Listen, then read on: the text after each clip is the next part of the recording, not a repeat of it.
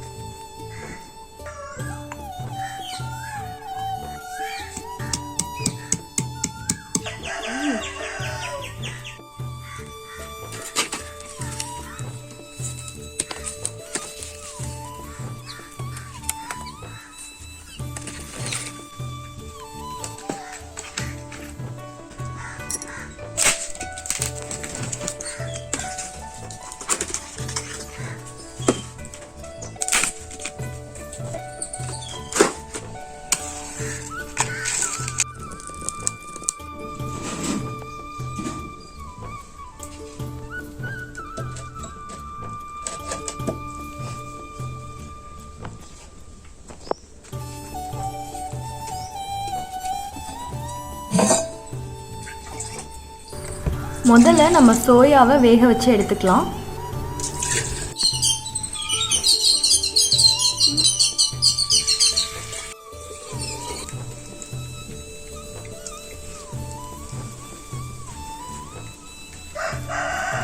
ஒரு பாத்திரத்தில் தண்ணி சூடு பண்ணிக்கோங்க. தண்ணி சூடானதுக்கு அப்புறம் அதில் 350 கிராம் சோயா சேர்த்துக்கோங்க.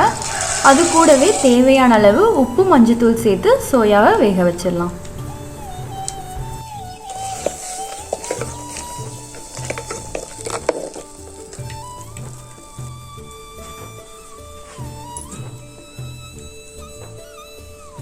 சோயா ஃப்ரை பண்ணுறதுக்கு ஒரு மாவு ரெடி பண்ணிடலாம்.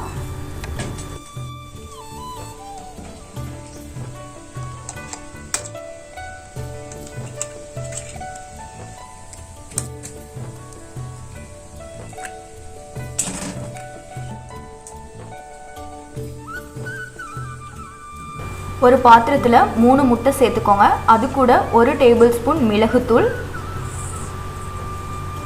1 டேபிள் ஸ்பூன் மிளகாய் தூள், 1/2 டேபிள் ஸ்பூன் உப்பு சேர்த்துக்கோங்க.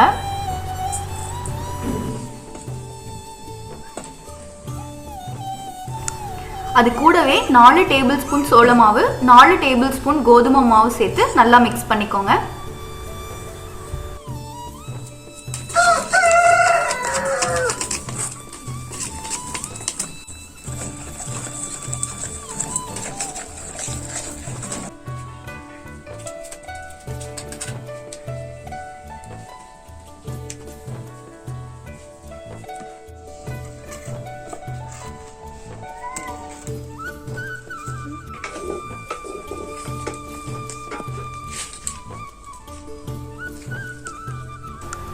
சோயா ஒரு 15 நிமிஷம் வெந்துருச்சு. இப்போ அதை நம்ம வடித்து எடுத்துடலாம்.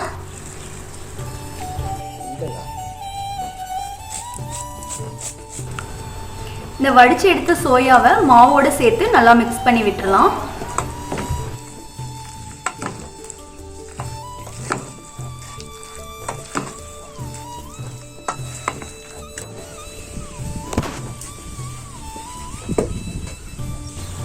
இப்போ சோயாவை பொரிச்சு எடுக்கிறதுக்கு ஒரு வடை சட்டியில் எண்ணெய் சேர்த்துக்கோங்க. எண்ணெய் நல்லா சூடானதுக்கு அப்புறம் சோயாவை அதுக்குள்ளே சேர்த்து பொரிச்சு எடுத்துடலாம்.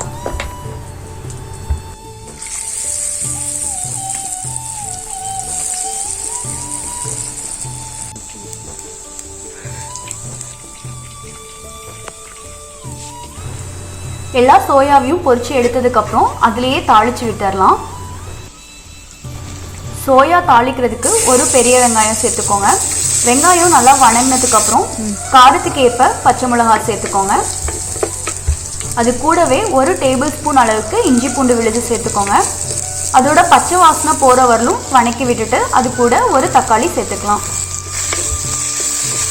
தக்காளி பாதி வணங்கினதுக்கப்புறம் அது கூட 1 டீஸ்பூன் மிளகாய்த்தூள், தேவையான அளவு உப்பு, 1 டீஸ்பூன் மஞ்சள் தூள், 1 டீஸ்பூன் குழம்பு மிளகாய்த்தூள் சேர்த்து நல்லா வணக்கி விட்டுடலாம். அது கூடவே கொஞ்சமாக தண்ணி சேர்த்துக்கலாம். தக்காளி நல்லா வணங்கினதுக்கப்புறம் பொரிச்சு வச்சிருந்த சோயாவை உள்ளே சேர்த்து நல்லா கிளறி விட்டுடலாம்.